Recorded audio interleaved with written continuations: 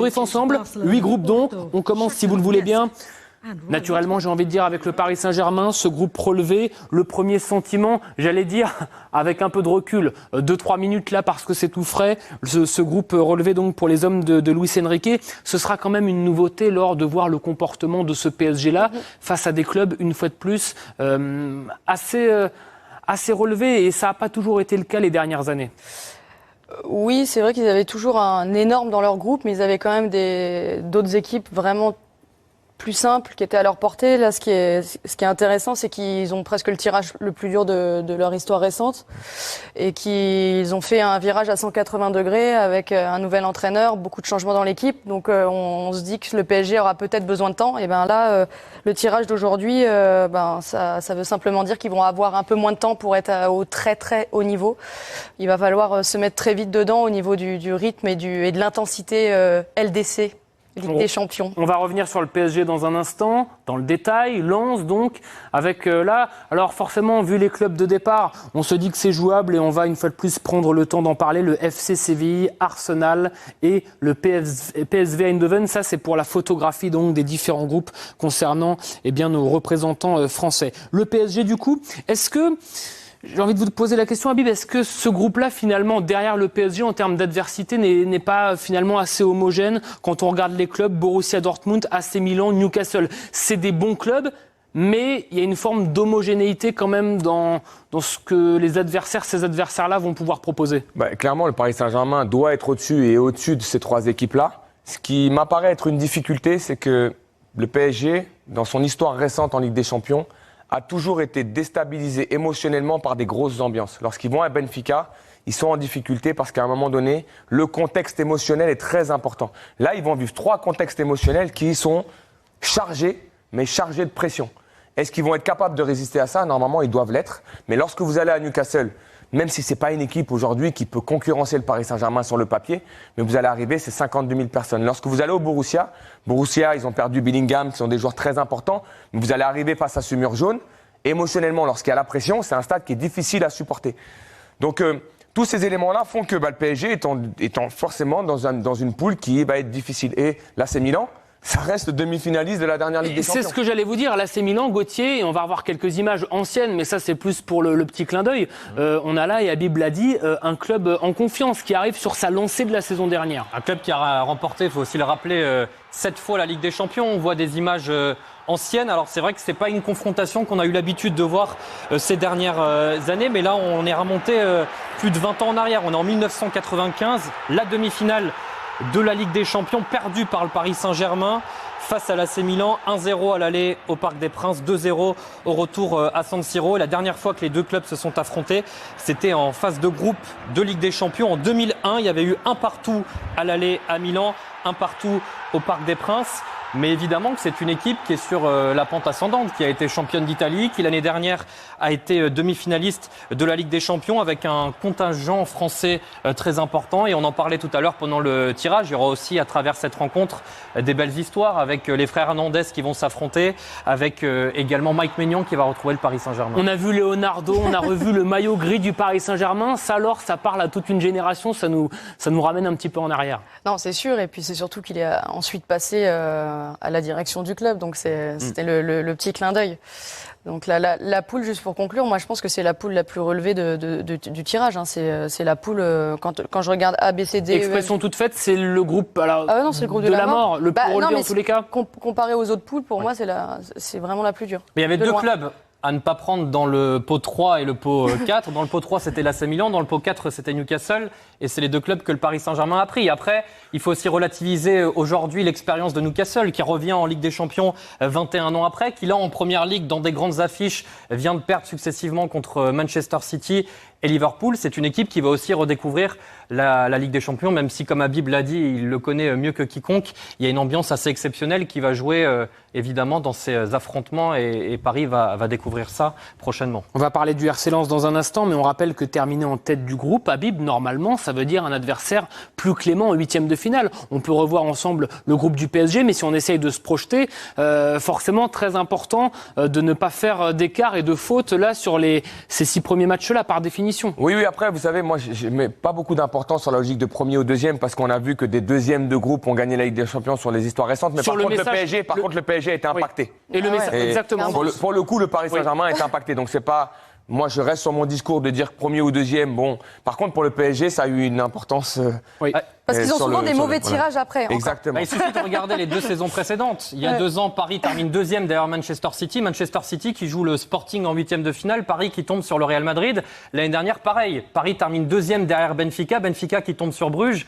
Et Paris qui tombe sur le Bayern Munich. C'est pas Donc, pareil. on se rend compte quand même dans l'histoire récente du Paris Saint-Germain qu'il y a une différence entre terminer premier et deuxième, même si c'est vrai que Paris, en terminant premier, a déjà pris des très gros aussi en 8e de finale. Votre voyage, me dit-on, à Newcastle est réservé avec Paul Choucriel bien sûr. pour Newcastle, Bien Paris sûr. Saint-Germain. C'est à la Habib, maison. Il connaît la là, maison, faudra hein. bloquer C'est la la veille, maison. le jour J et le non, lendemain. c'est bon, y a pas Parce de que le problème. retour d'Habib. Tiens, tenez les souvenirs que vous en gardez toujours attentifs, j'imagine, aux résultats et à l'actualité Ouais, de toujours parce que Newcastle. c'est un club où j'ai passé 2 ans assez exceptionnels, même si sur la deuxième année on descend en Championship et j'étais parti à Aston Villa, mais ma première année avait été un véritable succès pour moi personnellement parce que j'avais été élu meilleur joueur du club et j'ai vécu un moment là-bas avec les supporters où j'avais 52 000 personnes qui chantaient une chanson qui a été reprise, connue. Donc non, j'ai vécu vraiment 2 ans exceptionnels, cette communion avec le public et c'est un stade qui vous procure des émotions hors normes. C'est le Gino Latico quand même.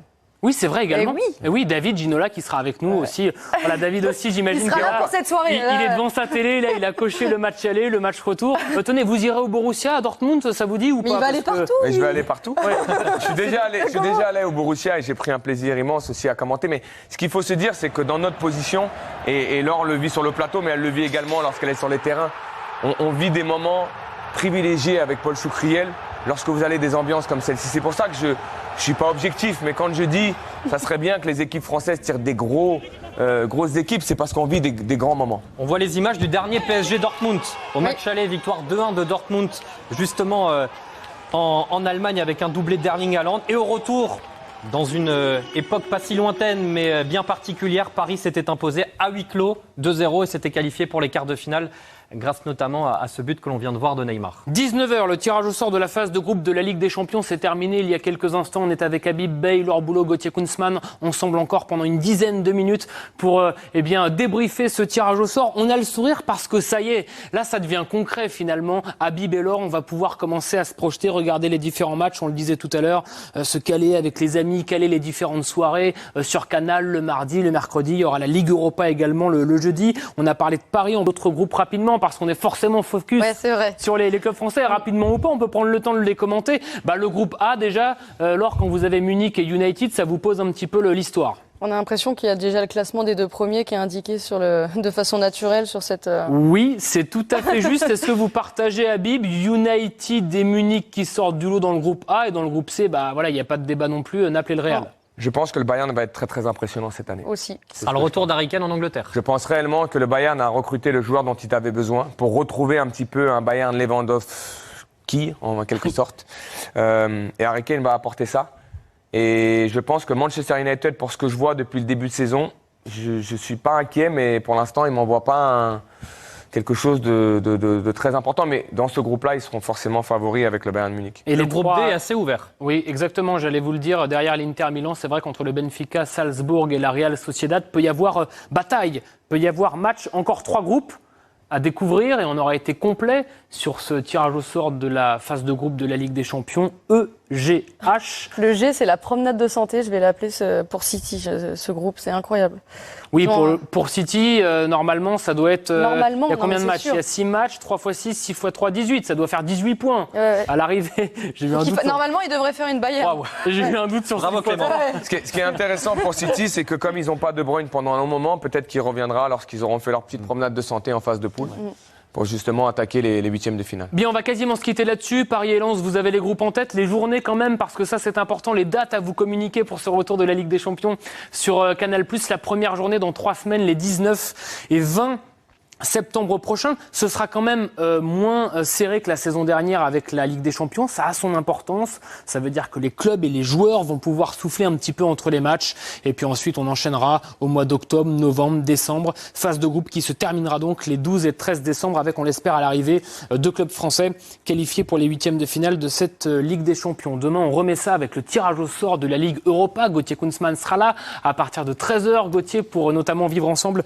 le tirage de Marseille, de Rennes, de Toulouse, 13h sur Canal+ Foot, et dans la foulée, le tirage au sort de la Ligue Europa Conférence. Avec Lille, on l'espère. Avec Lille, on l'espère, on aura le verdict, la réponse ce soir. Merci à tous les trois. Merci à vous. Plaisir de vous retrouver et ce soir et dans les jours à venir, évidemment, en Ligue des Champions. On va remercier Emmanuel Pey, Laurent Lachan, toutes les équipes mobilisées ce soir, et à très vite donc pour le retour de la Ligue des Champions. N'oubliez pas, 20h20, Canal+ Foot. Moi je dis Vitix, j'espère que vous allez bien, moi ça va pas. Après ce tirage, mais c'est même plus un tirage, c'est un trucage. Faut dire la vérité, chaque année on tombe sur des groupes difficiles. C'est pas possible. Non mais c'est fait exprès, il y a quelque chose. Moi je vous le dis concrètement, il y a un complot contre le PSG. Ils veulent pas qu'on gagne la Ligue des Champions. Chaque année on tombe sur du lourd. Et chaque année on régresse. Chaque année c'est des nouvelles questions qui se posent. Avant on se disait mais comment on va faire pour passer l'écart. Ensuite on se disait comment on va faire pour passer les huitièmes. Et là on se dit comment on va faire pour passer la phase de poule. Maintenant on se dit ça, comment on va faire? T'as vu le groupe qu'on a? On a eu le groupe de la mort. Mais dès que j'ai la main tremblante d'Abidal en train de prendre les ballons, j'ai eu peur, je me suis dit ah non c'est bon, on est dans la merde. Abidal en tant que joueur, il était là, il savait récupérer les ballons. Mais quand tu vois comment il récupère les ballons dans les sauts, quand tu vois sa main, comment elle bouge, tu dis oh non, il y a un coup foireux qui se prépare. Là on va affronter le Borussia Dortmund, une équipe de jeunes, mais à chaque fois leur équipe est rajeunie. À chaque fois, l'année dernière, le meilleur joueur c'était Bellingham, 19 ans. À chaque fois, leur équipe est rajeunie. Ça rajeunit, mais le talent il est toujours là. Le talent suffit en fait, c'est ça. Non, même Marco Reus, c'est le plus vieux, mais il a l'air d'être le plus jeune, le mec. Oh non, il n'y a que son corps qui est trop vieux. Enfin, il se blesse trop, il n'y a que ça. Mais même lui, il a l'air trop jeune. Même leur entraîneur, il est jeune.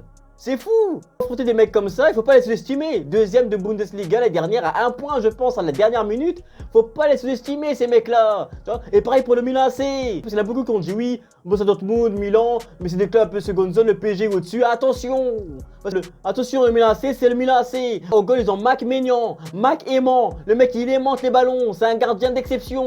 Au goal, ils ont lui, Mac Maignan, Michael Jordan Maignan. Le mec saute sur tous les ballons. Une détente, il attrape pas les ballons. Il dunk les ballons. Nous, on a Gianluigi de la Roma, Gianluigi bouffonne. Sérieux, le mec il a le temps de réaction d'un mec de 46 ans.